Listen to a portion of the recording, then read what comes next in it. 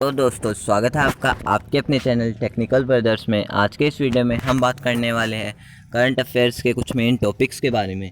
दोस्तों पिछले वीडियो में हमने जाना था संवैधानिक घटनाक्रम के बारे में और इस वीडियो में हम जानेंगे आर्थिक घटनाक्रम के बारे में। तो दोस्तों आज का हमारा टॉपिक है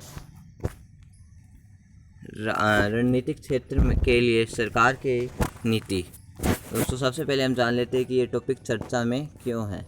दोस्तों हाल ही में सरकार ने घोषणा की है कि शीघ्र ही रणनीतिक क्षेत्रों पर एक नीति बनाई जाएगी और इसके साथ ही गैर रणनीतिक क्षेत्रों में कंपनियों ने पूर्ण निजीकरण की प्रक्रिया को गति प्रदान की जाएगी। दोस्तों हाल ही में सरकार ने घोषणा की है कि जल्द ही रणनीतिक क्षेत्रों में भी एक नीति बनाई जाएगी और उसके साथ ही गैर रणनीतिक क्षेत्रों कंपनियों को पूर्ण निजीकरण की प्रक्रिया में गति प्रदान की जाएगी। तो दोस्तों इनके कुछ मेन पॉइंट्स की तरफ बढ़ते हैं। फर्स्ट पॉइंट है आर्थिक कार्य विभाग डिपार्टमेंट ऑफ इकोनॉमिक अफेयर्स के सचिव के अनुसार सार्वजनिक क्षेत्र की कंपनियों के निजीकरण के लिए शीघ्र दिशा निर्देश जारी किए जाएंगे। दोस्तों आर्थिक कार्य विभाग यानी डिपार्टमेंट ऑफ इकोनॉमिक अफेयर्स के सचिव यानी हेड के अकॉर्डिंग सार्वजनिक क्षेत्र की कंपनियों के निजीकरण के लिए शीघ्र ही दिशा निर्देश जारी किए जाएंगे। हमारा सेकंड पॉइंट है वर्ष 1956 के बाद ऐसा पहली बार होगा जब सरकार के पास रणनीतिक व गैर रणनीतिक क्षेत्रों में राज्य स्वामित्व वाली कंपनियों की सीमित संख्या होगी। दोस्तों 1956 के बाद आज तक में पहली बार होगा जब सरकार के पास रणनीतिक और गैर रणनीतिक क्षेत्र में राज्य स्वामित्व वाली कंपनियों की सीमित संख्या होगी। चलिए हमारे नेक्स्ट पॉइंट की तरफ। हमारा नेक्स्ट पॉइंट है वित्त मंत्री निर्मला सीतारमण ने मई माह में आत्मनिर्भर भारत अभियान के तहत आर्थिक पैकेज की घोषणा करते हुए कहा था कि प्रस्तावित नीति निजी क्षेत्रों के साथ साथ कम से कम राज्यों के स्वामित्व वाली एक कंपनी की उपस्थिति की आवश्यकता वाले रणनीतिक क्षेत्रों की सूची को अधिसूचित करेगी। भारत की वित्त मंत्री निर्मला सीतारमण ने मई माह में आत्मनिर्भर भारत अभियान के तहत आर्थिक पैकेज की घोषणा की थी।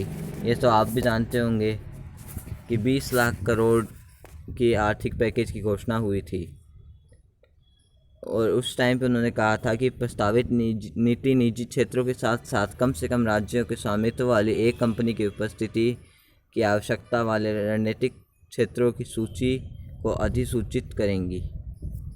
कि उन्होंने कहा था कि हर स्टेट में कम से कम एक स्वामित्व वाली कंपनी होनी ही चाहिए। हमारा नेक्स्ट पॉइंट है अन्य सभी क्षेत्रों में सरकार की योजना सार्वजनिक क्षेत्र के उद्यमों के निजीकरण की है जो व्यवहार्यता पर निर्भर करेगी।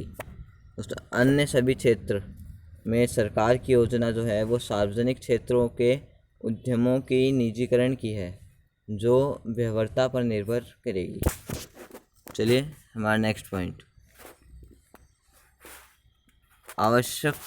अनावश्यक प्रशासनिक लागतों को कम करने के लिए रणनीतिक क्षेत्रों में सार्वजनिक उद्यमों की संख्या 4 तक निर्धारित की गई है और न्यूनतम की एक इकाई का संचालन होगा।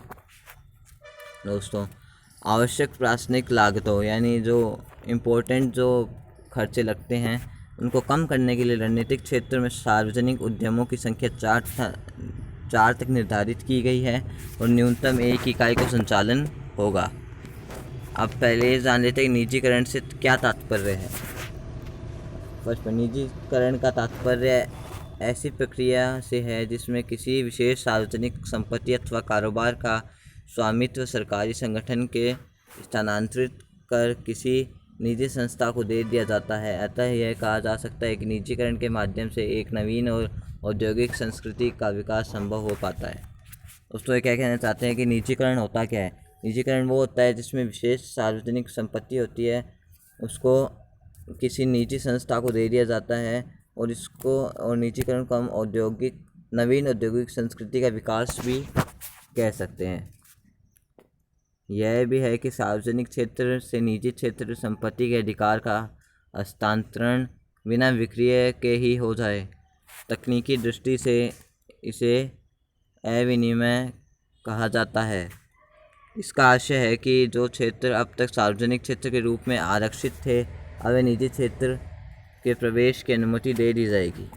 अब ये भी संभव है कि सार्वजनिक क्षेत्र से निजी क्षेत्र की संपत्ति अधिकार का हस्तांतरण बिना विक्रय के ही हो जाए।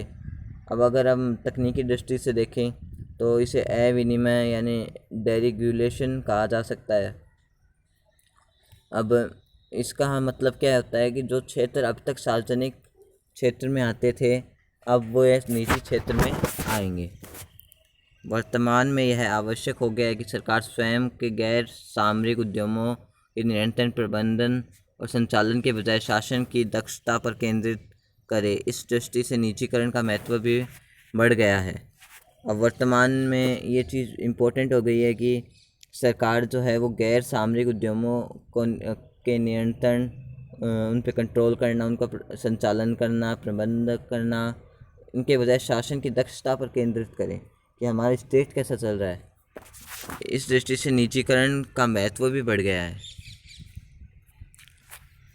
अब देखते हैं रणनीतिक व गैर रणनीतिक क्षेत्र से क्या तात्पर्य है। फर्स्ट पॉइंट है, वर्तमान में रणनीतिक क्षेत्र की कोई स्पष्ट परिभाषा नहीं है। अभी प्रेजेंट में जो रणनीतिक क्षेत्र है उनकी कोई भी क्लियर डेफिनेशन नहीं है। रणनीतिक क्षेत्रों को औद्योगिक नीति के आधार पर परिभाषित किया जाता था। रणनीतिक जो क्षेत्र थे उनको औद्योगिक नीति के आधार पर परिभाषित किया जाता है, यानी उनकी डेफिनेशन औद्योगिक नीति के आधार पर दी जाती थी। सरकार ने औद्योगिक नीति के आधार पर केंद्रीय सार्वजनिक क्षेत्र उद्यमों, सेंट्रल पब्लिक सेक्टर एंटरप्राइजेस और रणनीतिक और गैर रणनीतिक क्षेत्र के रूप में वर्गीकृत किया है, जो समय समय पर बदलते रहते हैं। अब सरकार ने ऐसे कई जगहों पर दिया रणनीतिक, कई को कर दिया गैर रणनीतिक, पर वो भी फिक्स नहीं है, वो भी कभी चेंज होते रहते हैं।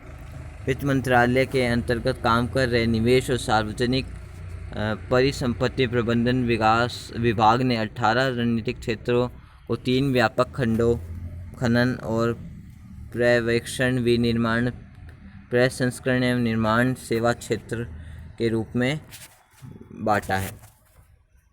हमारा नेक्स्ट पॉइंट है, रणनीतिक क्षेत्र के अतिरिक्त अन्य सभी सार्वजनिक उपक्रम गैर रणनीतिक क्षेत्र के अंतर्गत आते हैं।